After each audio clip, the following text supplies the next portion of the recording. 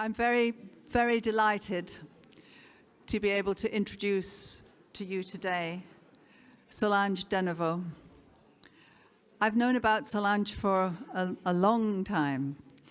A Montessori teacher herself originally, then moving more into the sciences, into the observational sciences and into research, working with babies, which is when I first knew you in the baby lab, and subsequently one of the leading Montessori researchers, I believe, of our time. Solange investigates very, very interesting concepts that are so key to our Montessori work, but also key to the understanding, really, of children and what matters and how they react and learn. And the more we know about that, the better all of us can be in serving what that actually is. So I believe that we are very lucky to have someone who is providing us with insight and guidance and things that make us feel so proud to be part of a movement that is still searching and looking. And I know that you are going to be fascinated by the research that she has just undertaken in terms of children and their era. So please welcome Solange. Solange, thank you very much indeed.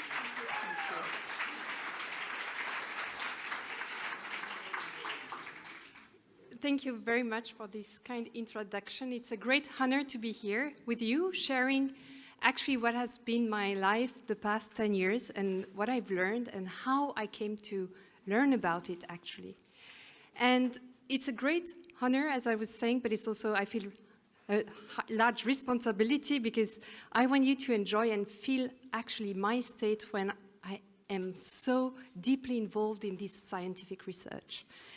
So it will be about the value of errors as part of the learning process, because there is value in being wrong, in making a mistake, because it's a starting point. That's when you wonder. And the beauty of wonder is that it's both a noun, it's about a feeling, something you have inside, but it's also something from outside. You wonder about something.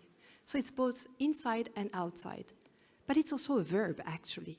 And a verb is meant to go into a process, the desire to know something, but also to have doubt. So it's a mixed feeling.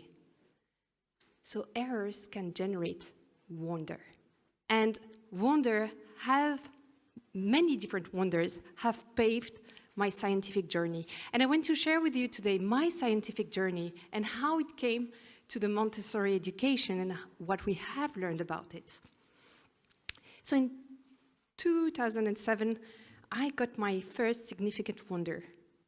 Being trained as a Montessori teacher, I got the chance to go to different Montessori schools, and each time I was amazed observing these children being curious, and that was my first significant wonder. What is happening in their brain? Why do they behave in such a curious and engaging way with the material, but also with each other? This was then moving me into a verb. So I went back to study bioengineering to learn more about the brain. And actually there I learned a lot about brain, of course, but also about stem cells, these cells that have the potential to become whatever we want. It's just a matter of the environment. And we are composed at first of stem cells. We have a large potential, and then the environment matters.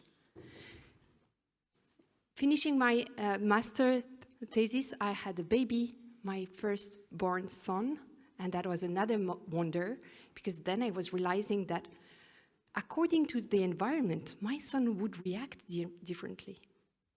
Again, a verb was pushing me outside, and I wanted to understand better about his brain. What was happening? Why?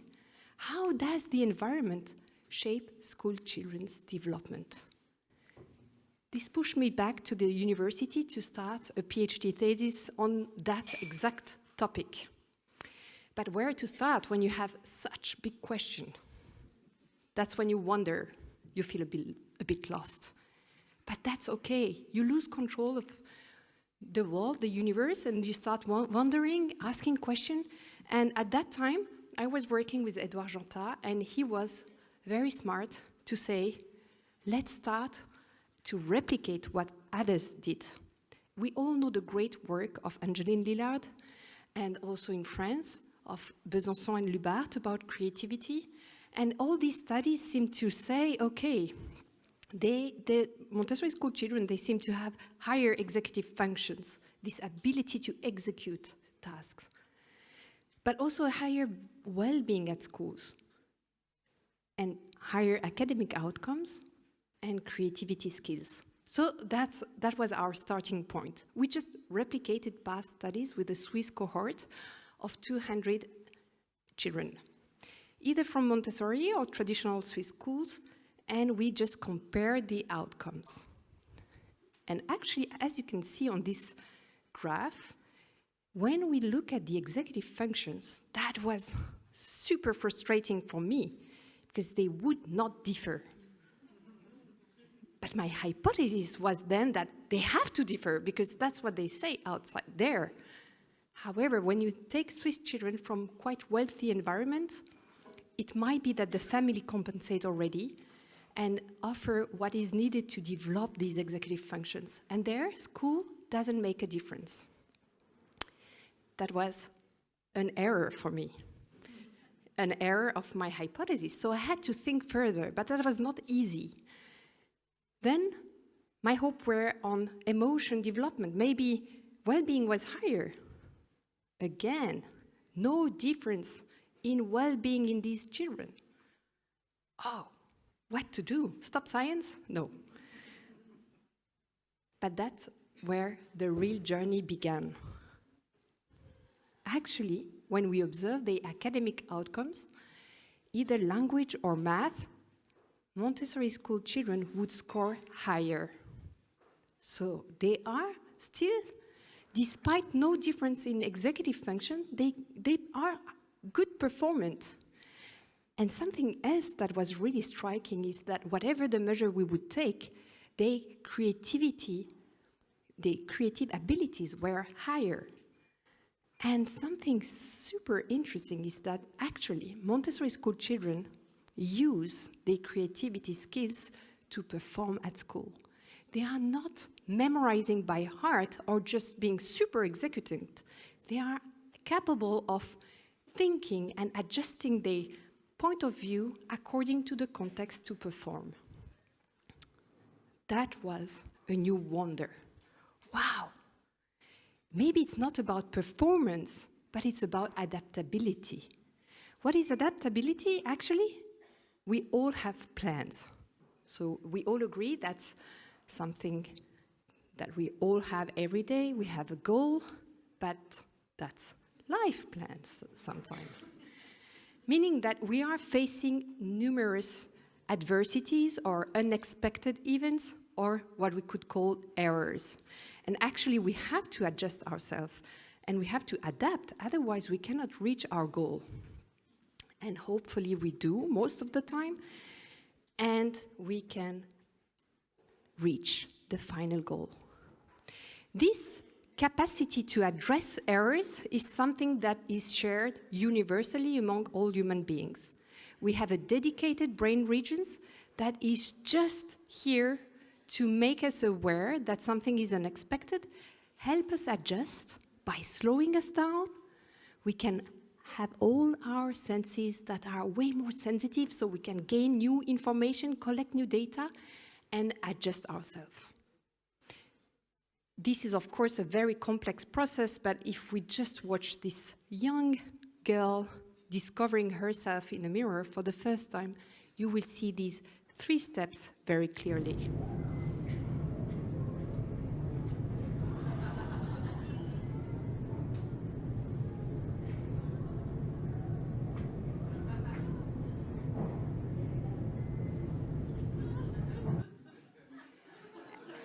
And what happened with the face, actually? She's telling us, and you see this movement? She's taking in some information from outside to collect data. The sight as well, eyes are wide open. But what happened when the mouth and the eyes both open? Then the nose as well. and the ears. And she needs to repeat to collect data, and hopefully one day she won't be surprised, or not that much, when crossing a mirror. So it's very nice to observe young toddlers because they cannot hide and they are slow in their process, but trust me, we all have the same reaction when something unexpected happens. It's just we hide it and we are faster. So this very complex process that helps us adapt is actually thanks to this brain region. We don't care about the name, just remember that this brain region is highly plastic across the school years. Highly plastic means it's like dough, and according to the mold you provide to the dough, it will just fit the mold. That's the exact purpose of brain plasticity. It's to adjust to the environment, to adapt yourself, and that's the work of the child. That's why the environment plays such an important role across the school years. So when you think about errors, there you have major differences according to the school system. We all know that in a Montessori environment, the child is provided uninterrupted working hours. So there is no stress related to time. But also they have this self-corrective didactic material. No adult is interfering with the self-discovery process, and you have to find out without grades, no punishment or no rewards. There is no extrinsic motivators in that process.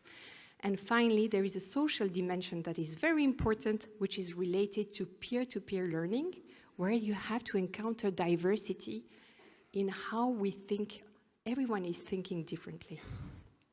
So given these fundamental differences in how errors are addressed at school, so meaning the mold is completely different, I would expect at that time that we would observe differences in the brain. And actually, that was the second part of my PhD, was completely dedicated to this, to studying this brain reaction and behavior related to errors in school children. Of course, we did observe fundamental and drastic differences through many different studies, and here I will just share with you the two main outcomes that are, at least in my eyes, the most striking. When we had children, school children, 8 to 12 years old, in an MRI scanner and asked them to perform some math task as they would do at school, and we recorded their brain activity, we were very interested in, of course, studying what happened when they are wrong and what happened when they are correct. So that's what we contrasted.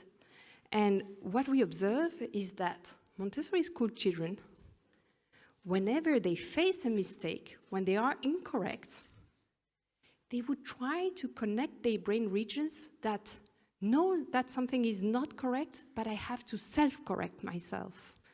So they are really starting from the error and trying to reach the correctness just by using the executive functions there, connecting their brain regions related to, I have to solve that problem.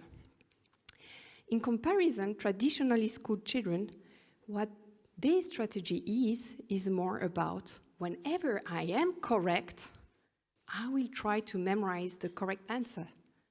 That's another strategy, meaning that the child inside the scanner showed us that whenever he was correct, the strategy is reversed. You see, it's starting from the correctness and trying to avoid being incorrect. It's error avoidance.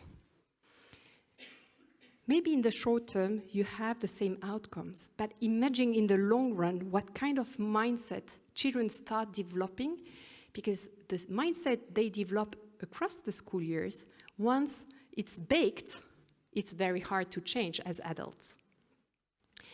And it's related to another component, which is more affective. Most adults, and these are studies run all around the world, but most adults are afraid of being wrong, are scared of mistakes, and have a very strong negative reaction when they are wrong. And this can be tested in a lab setting very easily. We ask participants to do a game, and if they are correct or incorrect, doesn't matter. Just afterwards, we ask them to classify, to categorize a word as negative or positive.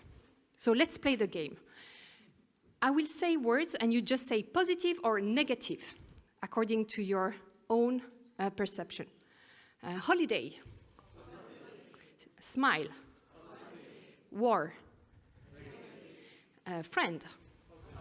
Joy. AMI conferences. Great. We are all good. So that's basically what we can run in a lab, and we ask our participants to just classify words. What interested us is how long would they take to say that the word is negative, or how long would they say that the word is positive. And here you can see my colleague Emeline doing the task, and you can see her spontaneous reaction whenever she's incorrect. She dislikes it. And I don't put the sound because she's not very polite. That's also an automatic reaction. So you can see she's quite unhappy, meaning that each time she would see when she's wrong, if she sees a negative word, of course, she's very fast at saying it's a negative word.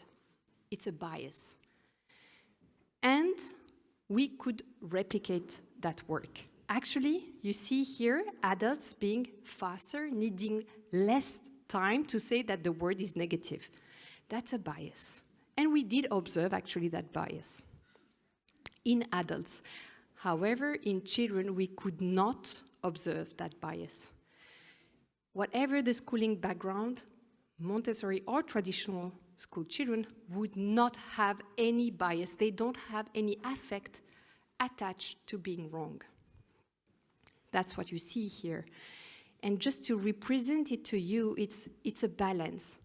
If they are incorrect, they don't perceive it as something good or bad. However, adults, they have this imbalance, meaning that they value action in a sense that being wrong is something negative. And it's related to negative emotion. However, we observed another pattern. It's related to correct actions. Remember, Swiss traditional school children, they would try to memorize correct answers, and they start valuing correct action as something very good. So they start attaching and bridging two brain regions, one that is related to my action and the other one related to judgment.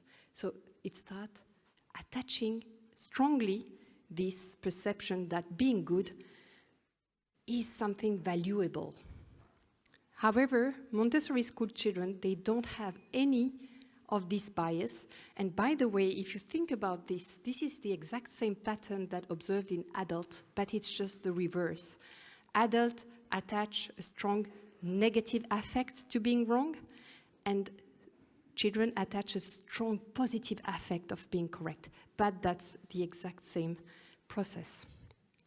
When Montessori school children, it's equal. Being correct or incorrect is not a matter of judgment. It's a fact. Meaning they are more free because they haven't attached any weight on their actions. Remember, it's a matter of a mold, what is asked and repeatedly asked to children every day, and they will just adjust to that system. Especially in brain regions that are related to reward. Reward is what we get either from ourselves or from the outside as a pleasurable experience. And I have a student in my lab that is currently working on this reward system. And imagine that nowadays, with the tools we have, we can access children's brain connectivity in a very highly precise way. So meaning that we can access, here you see all the brain, the neural connections that actually are within the brain. So what Sarah did is that she's extracting two roads, two neural pathways. One that is related to evaluation and decision making, and the other one that is related to value.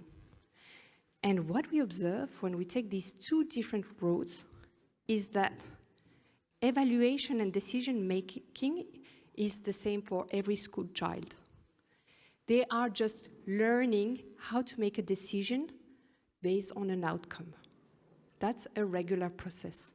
However, what is happening is that on the part of the road that is related to valuing actions, what we observe here is that traditionally school children, they increase the speed processing of information. So meaning they are very fast at knowing if they should avoid or go for the reward. Meaning that they are starting to attach extrinsic reward, extrinsic motivators very strongly in their brain. So meaning what is valuable from the outside is part of my own brain processes. And the problem is that this road in the brain, the one that value, is not meant to be externally driven. It's meant to gently develop, and it takes years to develop, but it should be related to virtue, meaning that you value for yourself your own actions. And no one else is supposed to have any opinion about who you are, what you think, and what you do. And this is ages, meaning that we should be very careful, because that's the age where not only the action of the child will start being valued from the outside, meaning all these relation to dependency, but also affective dependency to the adult or to the judgment of the environment. So we should be very careful and wisely remember that there is a material, and peer-to-peer learning is also a way to get rid of these extrinsic motivators, but help the child grow over 6 years this virtue-oriented pathway. And again, relating to that social dimension of errors, we could measure that the bias was starting to emerge as well in these Montessori versus traditional school children. Here, I will ask you just to raise your hand as soon as you think that the first emotion goes away. So you see she's quite angry. And she will be super happy in 5 seconds. 5 seconds happen very quickly. So please, you just raise your hand as soon as you think that she starts being happy.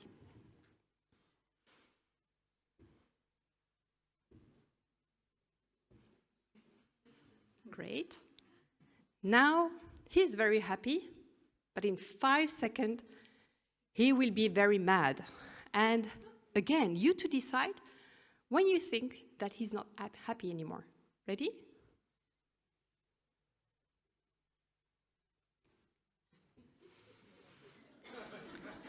And when you think that he's a psychopath, you just raise your hand.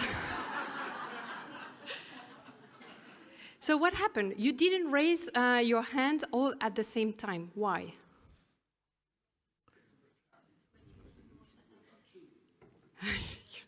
Yes, actually, yes. Exactly. Yeah. Exactly. It's something that is really open, so it's also based on our own experience and our own perception. And that was our question. How do school children, what is the experience of school children with these emotions you have to read on a face?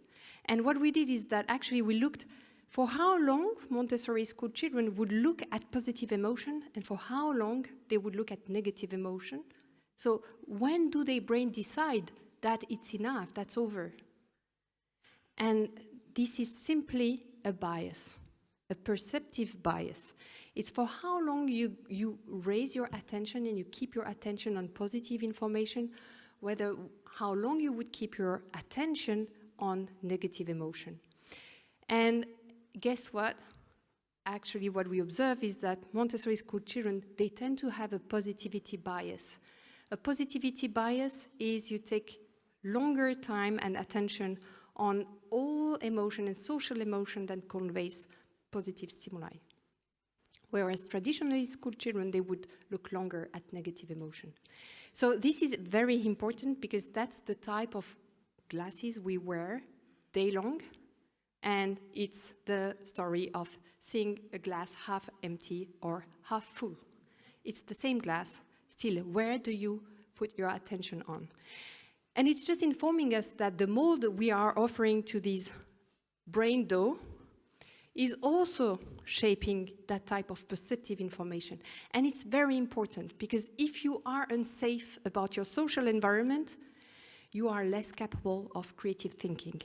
Because when you are not safe and you feel a bit threat, the purpose is not to create, is to be ready to escape and run away if needed, right? So your attention is very narrow. Whenever you feel confident and you have trust in your social environment, then your attention is wide, and that's when you start building long brain connections, not the short one. If you think about all these attention disorders that we observe currently in every school system I know of, then it's also reminding us that social, safe environment matters before anything else. So that was the next question for me. Right, we see and we observe differences in how they perceive errors, but they seems to be, Montessori school children, they seem to train themselves on a daily basis with small errors. So they are not scared of being wrong. They are not trying to escape when something is not correct. They just address it. If they are not scared of being wrong, that's amazing, because then they are not scared of thinking differently. And when you think about that, creativity is the process of generating something new, something different. But if you are scared of differences, then you are scared of yourself. So you are scared of being creative. So that was the next question and the next significant wonder for me. And I moved for a while to Penn State in the United States to study exactly creativity processes. And of course, we did observe and confirm that our cohort of children would be higher, like Montessori school children would be higher in creativity abilities. But the most interesting part is that it was related to the brain region that is exactly dealing with mistakes. What happened is that traditionally schooled children, they are scared of being wrong. They are so scared that they cannot let go their brain neural activity spontaneously. They refrain it, and they refrain it in a way that it's not oxygenated in a spontaneous and natural way, the way that Csikszentmihalyi, you have maybe read his work, is describing as state of flow. And we could really observe that. And for me, it's striking because it means that biologically healthy children that experience a form of stressful environment would just refrain themselves from spontaneously oxygenating the brain regions, as they would do even if without any impact from ourselves. So the next question was, what factors of the Montessori environment is really helping these children to be so comfortable with mistakes and just let them brain activity be spontaneously occurring? And maybe peer-peer learning is an important factor. Actually, what happens when you're wrong and when you fail at something? You spontaneously start observing others, human beings, to learn from them. What did they do to succeed? So maybe peer-to-peer learning and the fact that there is diversity in 6 to 12 years old classrooms, for example, is something that is important. So that's when I started to work on that topic with children and some students that were super creative as well. And what we started doing is going out of the lab. You know, when you ask children to come to the lab, it's something that is very not natural. So we started taking tools to the schools and making some measures out there. We got wonderful results. In summary, you can, of course, understand that peer-to-peer learning, especially between 6 to 12 years old, is highly valuable. but let me share 3 striking outcomes. First, it might help critical thinking abilities. And now in a time of AI development, that's super important. How can we make sure that students know what is real from what is not real? What they think from what the group think? And being confident enough that they can detach from a social group in a safe way. So here we did an experiment about critical thinking abilities. Children were asked to take, you see, in the bottle, there is a small toy inside a basket. And we tell the child, right, you have 1 minute to get out this little bucket and take the toy that is inside. To do that, you have 2 different tools, a pipe cleaner and a thread. Children try. It's really not easy to understand what they can do.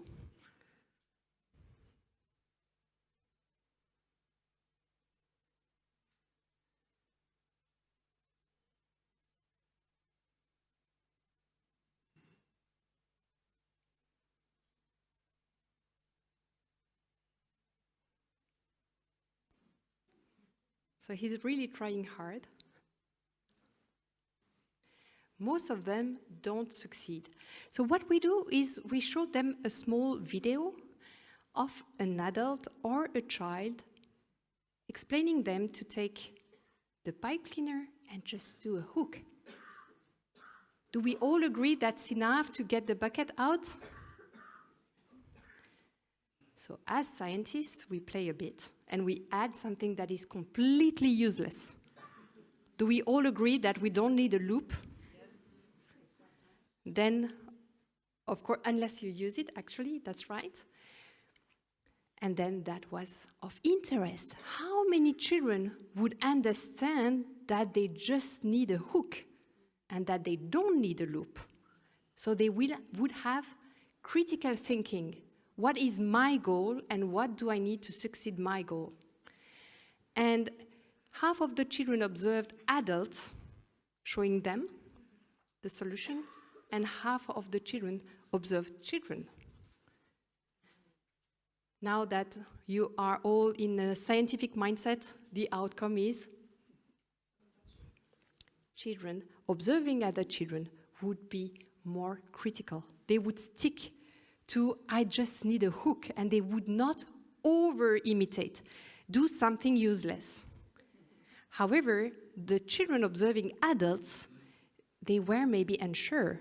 Is it needed or not? Would I be punished if I don't obey? Or usually the adult is right, and sometimes I don't understand the point, but it's rather helping me usually, so I should stick to the plan. We don't know exactly what happened, but what we observe here is that statistically, children observing an adult would over-imitate. Then we went to Montessori schools and we replicated that study. This time we showed children only adults. And guess what? Children that are trained on a daily basis to have their own way of thinking that is reinforced would not over-imitate adults. They would not make the loop. They understand that it's not part of the goal, the final goal. So that's critical thinking. So maybe it's because their brain make the difference if it's an adult or a child. So that was the next wonder. What we did for that study, we had children and adults come in an MRI scanner while watching some videos. In these videos, sometimes it was adults and sometimes it was children doing daily actions, like brushing teeth. So you would see nothing new.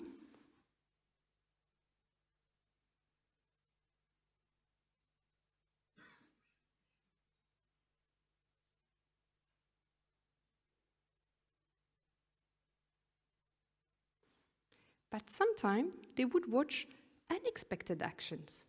It's exactly the same, but this time performed in a very novel way.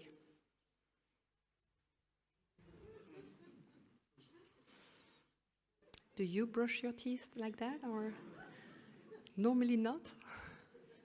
But what you can see is that it's something unexpected. And what did we find out is that whenever a child observes an unexpected action, an error that comes from another child, would have the brain activity activated exactly in the brain region that is related to error. So there is something valuable I have to learn there. So naturally, the brain reacts to children's unexpected action much stronger. But it's maybe just a matter of we do so many random actions for a child. They don't have all the big picture of what we do on a daily basis. Maybe we might be a bit random to them. Whereas another child is most of the time acting as themselves, except for one or two information. So maybe it's easier for the brain to understand what is new and what I have to learn. We run other studies, and I can tell you that the strategy for learning when children learn from each other is way more efficient than learning from an adult. And finally, the question was, is it age specific? Because we all know that young children, they are not so much attracted by peers. And these were all like 6 to 12 years old children that we studied. And in this experiment, we asked children again to come to the scanner, and we showed them small video recordings of themselves or a peer. And also we did the same with adults. And what we see is that this is the type of action we would record and show them in the scanner, like plugging nose, smiling, turning around. And what we observe is that, guess what? Between 7 to 10 years old, the brain regions that learns from errors react exactly the same way for the child or for an observed child. Meaning that at that age, they would learn what they do, but what peers do. So if you have a classroom with 25 children, they would learn 25 times more than what they just do for themselves. So if everyone is doing the same action, it's less efficient than if everyone is working on different topics. Because even if they are not consciously activated on that, their brain activity is still integrating this information. The value of diversity, not doing all the same actions, but also having the possibility to integrate unconsciously different actions and different way of thinking. So that was the next step, meaning if children are training their error monitoring system in a very autonomous way, they are more creative, more flexible, they have critical thinking. Isn't it what we call autonomy? You don't rely on external driver, external references, neither human being, neither material, to think and act, meaning maybe they are more free, so they are maybe more conscious about themselves. They are not conscious about others, but just internally oriented to what they are feeling inside and what they are curious about. That was my final significant wonder I want to share with you today. It was about self-consciousness development in these children. And for that, I worked with a colleague in Barcelona. And the main question behind is, if you think about it, if you go in a Montessori environment, we all agree that in the early years, it's highly structured. Children are asked to take a material and use it in a very specific manner and to bring it back. And everything is very clear and structured. And that's how it should be. In Swiss traditional schools, it's the other way around. Children, when they are younger, they are here to play and discover, and they are pretty free. It's just get used to other human being. That's the purpose. The more Montessori school children grow, the less the higher the degree of freedom becomes. They start gaining autonomy in how I want to organize my day, with whom I want to work on the topic. And since 8, 9 years old, there is less and less material to work with. They can even create some materials themselves. So the degree of freedom is increasing with age as the self-management capacities are growing. In Swiss traditional school system, it's the other way around. The more you grow up, the less freedom you have. You are pleased to sit down, to listen to the teacher, to learn by heart the content, and fit the exam correctly. So then if you think it's going against biology, biological processes are meant to grow human beings in a way like you can self-organize yourself. But if you lose this degree of freedom over time, what happened to your consciousness? That was the research question. And again, if you think of a mold, and if we just put images about what I've described, you can think of small brain in very big mold with a lot of freedom. And as they grow up, the mold becomes smaller. And the other way around, in Montessori environment, the mold grows with the child. So how we can study that from a brain perspective? Actually, your brain are always super active, even when you don't do anything.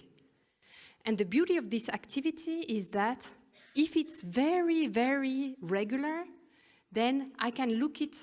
If you come to my lab, I put you in the scanner, I can read your brain activity in one direction or in the other. If you are bored and you are not engaged or actively engaged in something, then it would be the same. And it's the idea, this video clapping hands, you can watch it backward or frontward, it doesn't change. You cannot tell which direction. So that's a low consciousness state. However, when you are highly engaged and experiencing something, your brain activity, I could not reverse it because it would look weird as this. This is correct. But then if I would look it at the other direction, I would notice the difference, right? It's exactly the same for brain activity. Whenever you are bored or your Monday looks like your Tuesday, looks like your Wednesday, looks like your Thursday, then I could reverse your brain activity and I couldn't say which day of the week we are.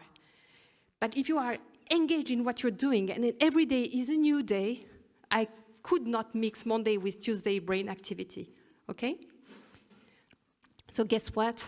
When we do that and we compute this data, what we observe is that traditionally school children, they lower their brain activity related to consciousness across years.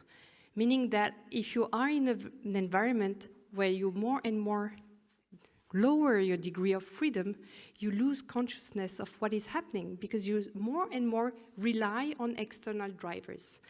However, in Montessori schooling environment, when you have this mold that is growing up with your abilities and capacities to self-direct your life, then you keep your own consciousness aware because you're aware of what is happening.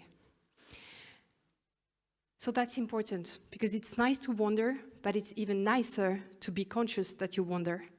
And that's all what we wish for every human being, and especially for young children. Meaning that we need to understand how an environment have to become progressive instead of restrictive to set human beings that are free of physical cues, free from psychological cues, but also free socially from social pressure or social groups. What happens when you have a mismatch between your capacities and the environment?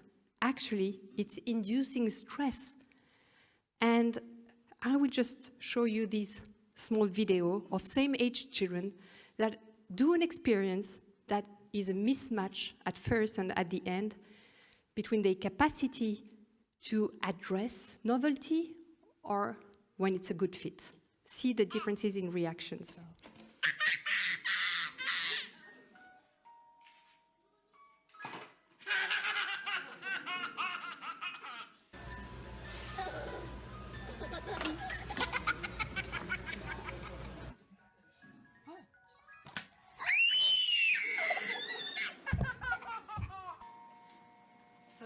That's a perfect match.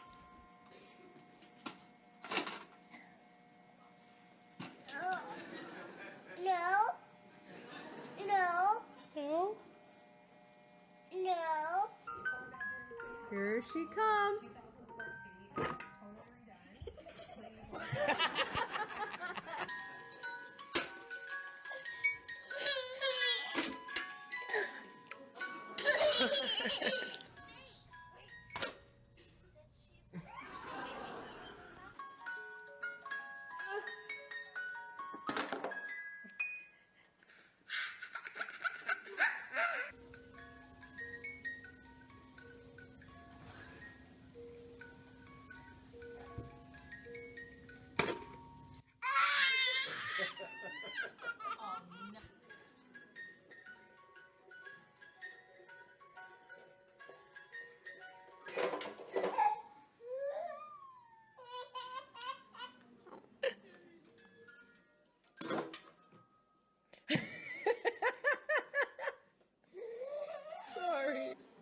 So you see the difference when there is a mismatch, it's inducing stress. And you can see when a child is curious and ready to learn that novel information, it's kind of taking in, and when it's stressful and too much, it's just taking out, releasing. Crying is a way to release overflowing information, right? So they are always providing us with information about their state, are they ready or not? And it's just a matter of adjusting the environment so it's a good fit, so they can really not interfere like this development and natural development with stress. That said, I'm done with information I wanted to say, but I just want to conclude that we should remind us every day that education comes from the Latin word educare, which means to bring out what's inside.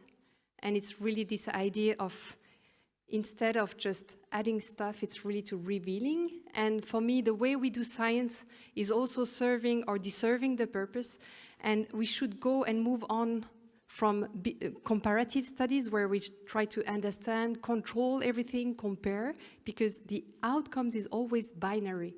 It's good or it's better or worse, and it's a very binary perspective, as when we do that, we discover, and the meaning of discovering is separating. And now it's time, and it's really time also socially, to have this reverse engineering approach and go in and, for example, in neuroscientific field, it's a way, but there are many different ways, but it's just to go in and understand what is the machinery underlying these processes and child development so we can uncover instead of just discovering. And it's a judgment-free dynamic. It's an act and a state at the same time. It's about wondering and sharing that wonder and be a collective wonder that brings out what is inside. With that, I want to, of course, you've seen some pictures of all the wonderful person I've had the pleasure to work with and all the students that did a lot of hard work, and of course all the participants. And we always forget, but doing imaging studies is always very expensive, so I'm happily supported by gracious donors, and that's great. And with that, I want to thank you for your attention.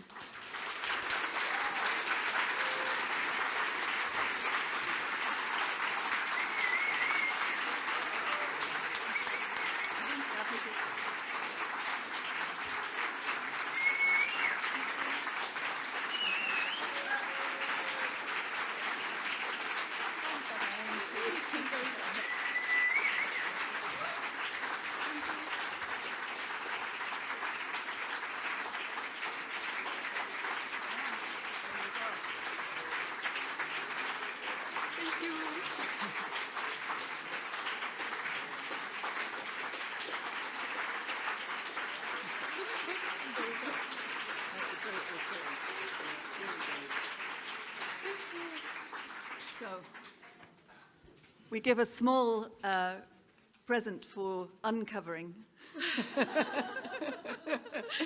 I'm very touched, actually. Thank you. You're very welcome.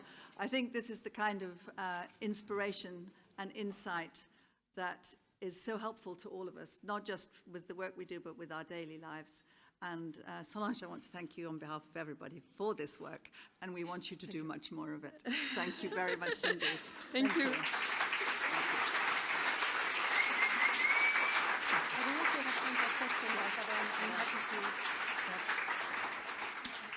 We have a few minutes for probably 2 questions. If anyone would like to ask a question, they're very welcome. We can take we have a mic.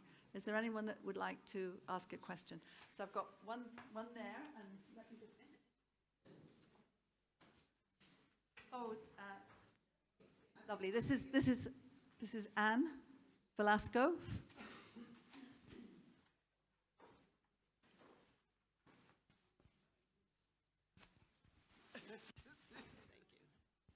I'm just wondering if your research is published somewhere where we can access it and read it. It sounds fascinating. Thank you so much for the presentation. Yes, of course. We do some scientific publication, but it's really not pleasant to read. But I'm collecting these. I'm kind of translating them in. I'm trying to, at least, in something that is more accessible. Still, it's difficult because sometimes you want with words to be as self-explainable as when it's oral discussion, and I'm trying to find a way to make it accessible and then maybe discuss with AMI so it's sure that you can access this information. Yeah. Thank you. Yes. Yes. And if you've read your journal, your AMI journal, are you in there, Solange, by any chance? Oh. How lucky is that? So you could also look in the journal, but it's this kind of translation into not just the academic, but into the heart and the feelings and the real life experiences that we all have. I think that really does count. Yeah. So thank you for that. Let's have another question. I have another question. One more. And thank you. My question is that we know that in Montessori we usually don't correct the work, but still I have problems with the teachers in my team that sometimes they still try to correct because we have this traditional background. With this research, do you think that they can reinforce the part? So it's worth to talk to the teachers to say, do not correct the work? Yeah, I think that's a very good point, and thanks for asking. Actually, through that research, I learned a lot about myself and all the bias I grown across the school years and across life. And it's also, first of all, it's a matter of changing ourselves as adults, because the more we change and the more we accept our own mistakes, the more we are friendly with others. The more we are open, exactly. So I think it's about not saying don't do that, but just informing, and so we can, again, uncover ourselves and realize that, oh, yeah, that's true, and I can change myself, because even if it's cooked, it's still plastic. Thank you. Thank you. Alain, you had a question, and then you've got a question. So that we'll take these two questions, and then thank you. Thank you so much, Solange. I'm Alain. I just had a question. When you were looking at the change in emotions from angry to happy or the other way around, could you discriminate between whether they were focusing on eyes or on mouth, or was it a whole of face? And was there a difference if you could discriminate, depending upon what they were focusing on? That's Thanks. an excellent question. And we didn't use that for this study because it was only based on reaction time. But we run complementary studies using tools where we can really measure gaze and where they are looking at. And actually, when there is one information important, is that when they learn from an adult, they would look at our face and our eyes to understand kind of what is our own emotions. Something they don't do when they learn from other children. They just look at the hands and the information, and they don't care about the face of the child. Yeah. Thank you. That's very interesting. And one more question here. Yeah. Thank you. That was really beautiful. And I have many questions, but the most important one is, Regarding the discussion that happened earlier about school leadership and school governance, I'm curious, there's so many hurdles to overcome, and in those conversations, people can get very defensive, and I'm wondering how your research might expand to understand the adult capacity to overcome that wrongness and that defensiveness, because that's a really important part in change making. Yes, and I think it's just informing us that wherever we have strong reaction, it's usually when we feel judged, or we are like kind of unsure about ourselves. And the more we go into directions that are judgment-free, but just informative and factual, then everyone is safe on that space. And then everyone has time to move on to a space where it's judgment-free. And I think it's why I'm very interested in having this understanding about child development and what matters and how, than saying it's better and you should do that, because then you have the reverse reaction. Instead of constructing something, then you're just separating more. Yeah. Thank you. Lovely. Well, I'm going to thank you very much again, Solange. Thank you.